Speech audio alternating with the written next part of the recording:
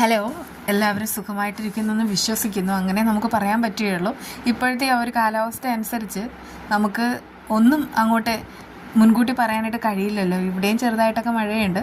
ഇത് ട്രിവാൻഡ്രമാണ്. നമുക്ക് വിശേഷങ്ങൾ എന്തൊക്കെയാണെന്ന് അങ്ങോട്ട് നോക്കാം.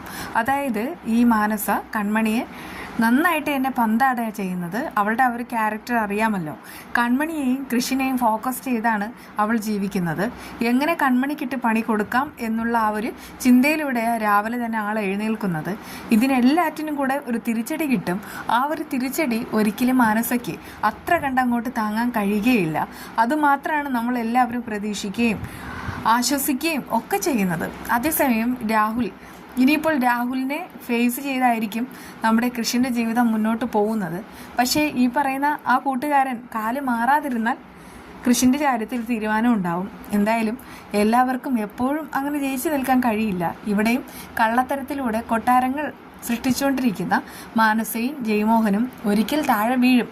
ഇതെല്ലാം കൃഷി പിടിച്ചടക്കുന്ന ആ ഒരു ദിവസം വരും. അലിഗയിലേക്ക് കൃഷി പോകുന്ന നാൾ ഇനി അധികം ദൂരെ ഇല്ലതാനും. അതിലേക്കുള്ള ആദ്യപടി എന്ന വണ്ണം ചില ചുവടുകൾ വെച്ചു കഴിഞ്ഞു.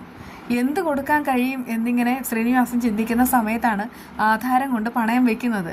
അതിനുള്ള കാശുമായിട്ട് അയാൾക്ക് ഇന്ന് തന്നെ കൃഷിനെ കാണാൻ പോകേണ്ടതുണ്ട്. എന്നാൽ മറ്റൊരു കാര്യം നടക്കാണ്.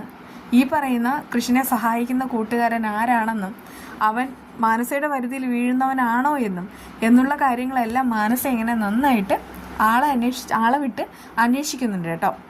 അവസാനം അവനെ വീഴ്ത്താനും ഞാനൊരു പണി കണ്ടിട്ടുണ്ട് എന്നിങ്ങനെ മാനസ അറിയിക്കുന്നു. ഇവളാണെങ്കിൽ എന്ത് തരവേലയും ചെയ്യും. അതായത് ഇവളുടെ ലക്ഷ്യം നടത്തുക എന്ന് മാത്രമാണ് അവളുടെ ആഗ്രഹം. അതുകൊണ്ട് തന്നെ അവൾ ഇതും ചെയ്യും, ഇതിനപ്പുറവും ചെയ്യുമെന്ന് നമുക്കറിയാം. ഇവിടെയും അങ്ങനെയൊക്കെ തന്നെയാണ്. എന്നാൽ നമ്മളെല്ലാവരും ആകാംക്ഷയോടെ കാത്തിരിക്കുന്ന ഒരൊറ്റ മുഹൂർത്തം. ശ്രീനിവാസൻ്റെ കയ്യിൽ പണം കിട്ടി. ആ പണം കൃഷിൻ്റെ കയ്യിൽ എത്തുമോ ഇല്ലയോ? എത്തും, ഉറപ്പായിട്ടും എത്തിയിരിക്കും. അല്ലെങ്കിൽ പിന്നെ നമ്മളൊക്കെ കാണുന്നതിൽ എന്തെങ്കിലും ഒരു അർത്ഥമുണ്ടോ? ഉറപ്പായിട്ടും കിട്ടും. എന്നാൽ ഈ മാനസയാണെങ്കിൽ കൺമണിയെ കൊണ്ട് അടിമപ്പണി ചെയ്യിപ്പിക്കുകയാണ്. അതിലവൾ ആഹ്ലാദം കണ്ടെത്തുമ്പോൾ കൺമണി ഇങ്ങനെ ജോലിയൊക്കെ ചെയ്യുന്നുണ്ടെങ്കിലും അവസാനം അവൾ ഓരോ ഡോസ് കൊടുക്കുന്നുമുണ്ട്. അതെന്തായാലും നെറുകക്കിട്ട് അടി കിട്ടുന്നത് പോലെയുള്ള ഒരു മുഹൂർത്തമാണ് മാനസയ്ക്ക് കിട്ടുന്നത്. എന്നാൽ ശ്രീനിവാസൻ്റെ കയ്യിലുള്ള പണം തട്ടിയെടുക്കാനായിട്ട് വരുൺ അടങ്ങുന്ന അവരുടേതായ കൂട്ടുകാരന്മാരെല്ലാവരും കൂടെ ചേർന്നിട്ട് ഒരു പണി ഒപ്പിക്കുന്നുമുണ്ട്. അങ്ങനെ അവൾ കാറിൻ്റെ ഭാഗത്തായിട്ട് ഒളിച്ചിരിക്കുകയാണ്. ആ സമയത്താണ് ശ്രീനിവാസൻ്റെ പണവും കൊണ്ട് ആ ബാങ്കിൽ നിന്ന് പുറത്തേക്ക് ഇറങ്ങുന്നത്. ആ തക്കം നോക്കി ആ ഒരു ബാഗും തട്ടിത്തെറിപ്പിച്ച് അവിടെ നിന്ന് പോകാമെന്നുള്ള ആഗ്രഹം ഉണ്ടെങ്കിലും നാളെ കൈയടിയാൻ പോകുന്നത് വരുണിൻ്റേതാണ്. കാരണം കൃഷി വെറുതെ ഒന്നുമല്ല. കൃഷി വരികയും ചെയ്യും, ഈ പണം കൊണ്ടുപോവുകയും ചെയ്യും. പണം തട്ടിയെടുക്കാൻ നോക്കിയവർക്ക് കിടിലം പണി കൊടുക്കുകയും ചെയ്യും. അതൊക്കെയാണ് നമ്മളിങ്ങനെ കാണാനായിട്ട് ആഗ്രഹിക്കുന്നത്. മാനസിക്കും വരുണിന് എപ്പോൾ പണി കിട്ടും എന്നൊക്കെ ഓർത്തിട്ടാണ് നമ്മളിങ്ങനെ വെയിറ്റ് ചെയ്യുന്നത്.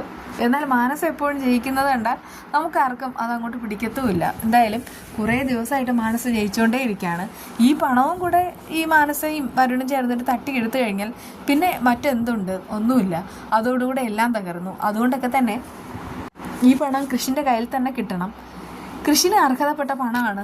ആ ഒരു പണം എന്ന് പറയുന്ന സ്ത്രീധനമൊന്നും അങ്ങനെയൊന്നും പറയുന്നില്ല.